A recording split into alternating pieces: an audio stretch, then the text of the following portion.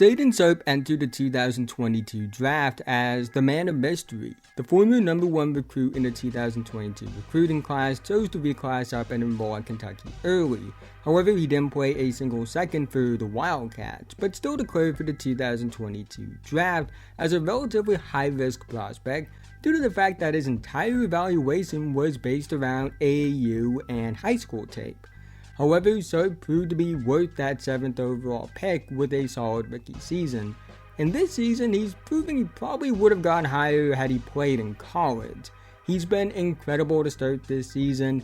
He's made strides in his development that have been encouraging, and he's proving people, like myself, who were a bit skeptical of him during the draft process, wrong. But quickly, before we go any further, if you're new and like basketball, I'd really appreciate it if you would like, subscribe, and hit the notification bell to be notified whenever I release a video. I make videos about basketball all the time, and liking and subscribing are the two best ways can help me out in the YouTube algorithm, help support the channel, and help me reach my goal of 10,000 subscribers by the end of the 2024 NBA season. Let's try and get 100 likes on this video so YouTube will recommend it to others.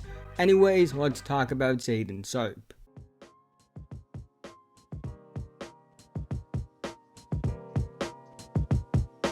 As a rookie, Shaedon Sharpe averaged 9.9 points per game on 47.2, 36, 71.4 splits, and a 56.8 true shooting percentage.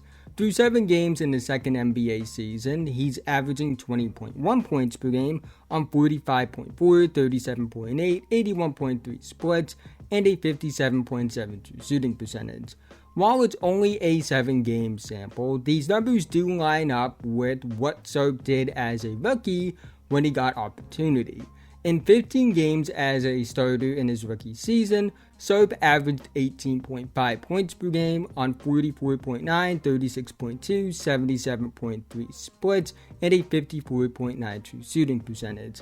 And over the final 11 games of his rookie season, he also averaged 22.5 points per game on 46.6, 38.4, 77.3 splits, and a 58.4 true shooting percentage. So there's enough here to suggest that what Sharpe has done to start this season is sustainable numbers-wise. I do think it's a real possibility that these numbers take a slight dip when Anthony Simons comes back and Scoot Henderson eventually starts to play better, but I don't think it will be a major dip. I think the numbers might go down a little bit regardless, just because he's averaging 39 minutes per game to start this season because of an overtime game early on. And I think it's more realistic he's going to be closer to 33 minutes per game for the rest of the season.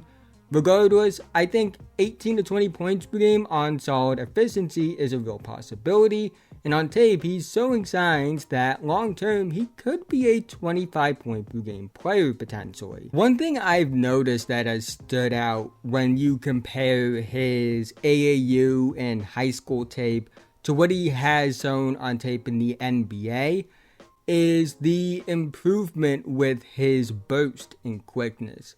Sharpe has always been a world-class vertical athlete. In terms of pure ability to jump in the air, he has an argument for being the best at that in the entire NBA right now.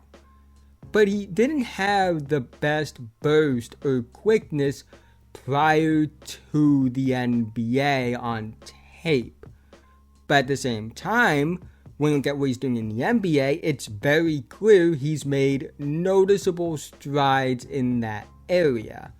It's not the type of burst or quickness we see from guys like Ja Morant, Jalen Green, Jaden Ivey, or the Thompson twins, but he's made significant progress in this regard, which expands his game as a creator and slasher.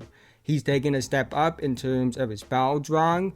His free throw attempts went from the 49th percentile as a rookie to the 85th percentile to start his second season.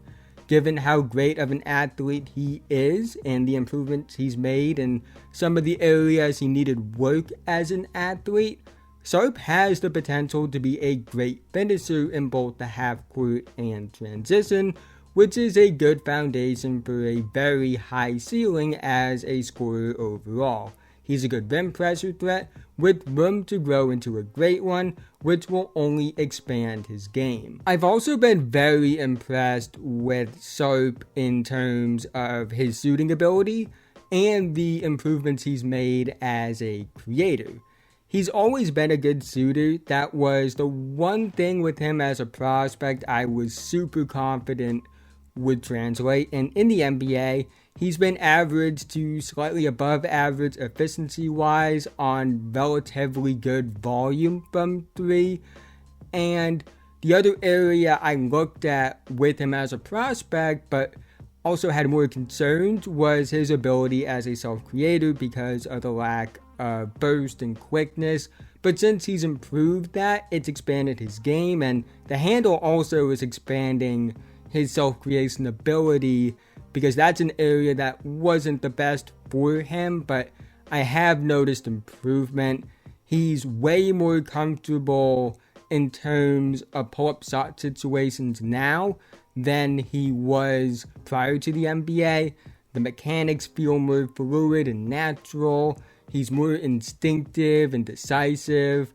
And overall, he's just growing as a self-creator. The handle getting better. He's becoming more instinctual, creating off the bounce. Although I do think he predetermines things still from time to time. But the instincts and being natural with his counters, that's getting better.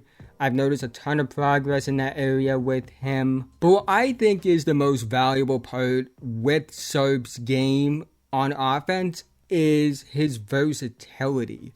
With him growing as an on-ball creator, he is showing the signs of being lineup flexible and role versatile as a scorer, which is ideal considering he has to play with guys like Jeremy Grant and Malcolm Brogdon currently, as well as guys like Scoot Henderson and Anthony Simons long term. If you've been subscribed to the channel for a long time now, you know that I value guys who can play on and off the ball. Players like that benefit the entire team due to how well they fit with the starters and how they can handle responsibility with second units. The fact that Sharpe can do that makes him an easy bet to be a significant long-term piece for this Blazers team. And I think despite the fact that Sharpe is relatively efficient as a scorer already, I think once Simons maybe grows a bit, and I think once Scoot kind of figures it out and starts to develop, the efficiency will only get better. Shaedon Sharpe has been incredible to start the season, building off a strong end to his rookie season. What he's shown in the NBA so far has proven a few things to me. It's proven that if he was as good as he was in his rookie season, especially to the end of his rookie season, despite not playing competitive basketball for a year and a half, basically going from AAU basketball to the NBA with a year and a half gap, which I can't understate how absurd of a jump in terms of competition level that is, he would have been a top 5 pick had he actually played at Kentucky. And had he not reclassed up and was in the 2023 draft, based off his rookie season, there's a chance he would have been a top 3 to 5 pick in that class. I've been very encouraged by the progress Sharpe has made with his handle as well as burst and quickness.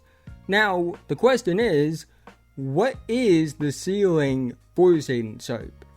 I personally think the ceiling for Sharpe is an all-star level guard wing that could sneak onto an all-NBA team a few times, whether it be because the team around him is really good and he's really good as this high-level number 2, or he's on a bad team and just puts up crazy numbers. Think of guys like Bradley Beal, Jaylen Brown, and Jamal Murray. Guys who would put up crazy scoring numbers, like 30 plus points per game if they were the main option on a mid-level to bad team. But on a good team, they're closer to 22 to a max 25, 26 points per game as that number 2 option. And their value lies with how they're able to play off a main star at a high level due to being good both on and off the ball. it's not an exact one-to-one comparison. All three of those guys are different types of players, and Sharpe is a different type of player than those guys as well. But I do think the realistic high-end outcome for Sharpe is that level of player. I'm willing to admit when I'm wrong about a prospect entering the NBA. And I was wrong about Shaedon Sharpe. I thought his ceiling was a Norman Powell level player, a good scorer, good shooter, really good vertical athlete, but maybe somebody that doesn't reach the threshold of self-creator necessary to be more than a good starter, the sixth man level guy. But the improvements he's made since entering the NBA have made me revise my projections for what his upside is, and if he continues to improve the way he has, he might even prove this projection wrong. But that's the end of this video. If you made it to this point, thank you so much. Again, haven't already, like, subscribe, hit notification bell, I'm notified whenever I release a video. I make videos about basketball all the time, and liking and subscribing are the two best ways can help me out in the YouTube algorithm, help support the channel, and help me reach my goal of 10,000 subscribers by the end of the 2024 season. Let's try and get 100 likes on this video so YouTube will recommend it to others. Let me know what you think about Shaedon Sharpe in the comment section below. I'd love to hear your thoughts about him. Also, new second channel upload talked about the Spurs collapse against the Raptors. More of a rant than just me talking. If you want more laid back, less scripted content where I kind of just do podcast style stuff, I would highly recommend checking out my second channel. I'll link that channel in the description below and the pinned comment. But with that being said, have a nice day, and I'll see you guys in the next one.